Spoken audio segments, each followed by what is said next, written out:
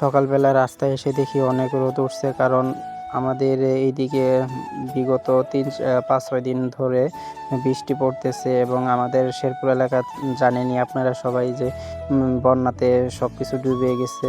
তো এতে খুশি হলাম যে একটু রোদ উঠছে, তার জন্য খুবই খুশি। তো ছোট ভাই আর আমি বলতেছে যে জাম্বুরা ভর্তা খাবো, তো তাদের বাসায় চলে আসলাম। এটা হলো জাম্বুরা।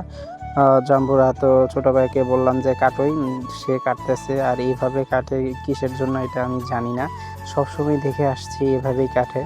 তো সে ওইভাবে কেটে জাম্বুরাটা ছোলাচ্ছে।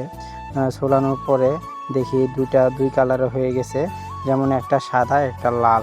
এখন হয়েছে আর কি করার আছে, তো দুটোটাই এড়িয়ে নিলাম। এড়িয়ে নিয়ে এটা হলো হ্যান্ড প্যালেটটা হয়ে গেছে একটু ছোট, তার জন্য কি করব, আর করার কিছু নাই।